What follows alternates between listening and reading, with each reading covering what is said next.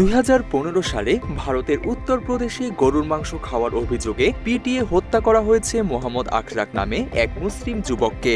এ নিয়ে আদালতে মামলা হলেও বর্তমানে সেটি প্রত্যাহারের চেষ্টা চলছে বলে অভিযোগ উঠেছে।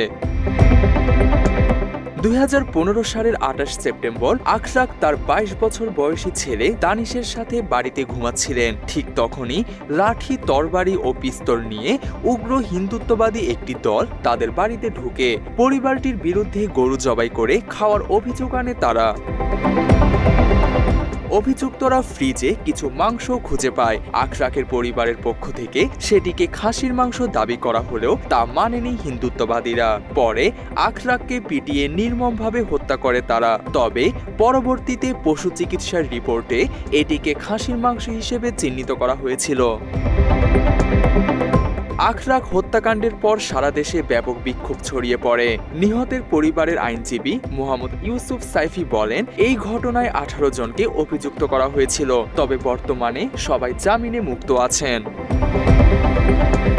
এমন হত্যাকাণ্ডে অভিযুক্তদের উপযুক্ত শাস্তির ব্যবস্থা না করে উল্টো তাদের পক্ষে কথা বলছে হিন্দুত্ববাদী বিজেপি সরকার। একই সাথে স্থানীয় আদালতকে অভিযুক্তদের বিরুদ্ধে অভিযোগ প্রত্যাহারের অনুরোধ জানিয়েছে উত্তরপ্রদেশ বিজেপি শাসিত যোগী আদিত্যনাথ সরকার।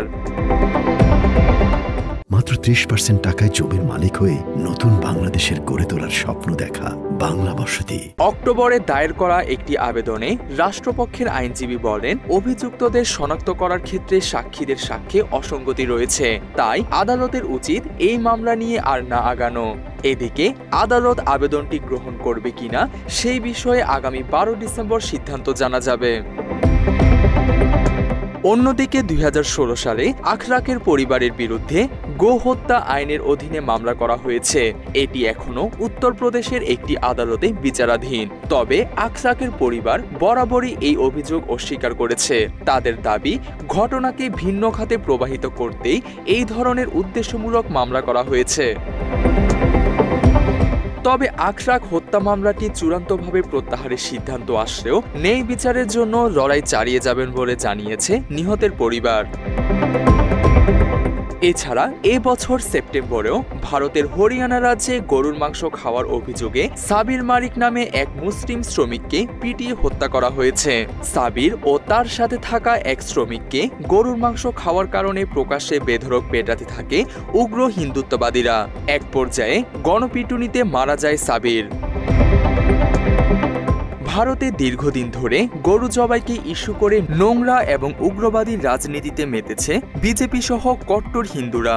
দেশটির প্রায় 80% হিন্দু জনগোষ্ঠী গরুকে পবিত্র মনে করে।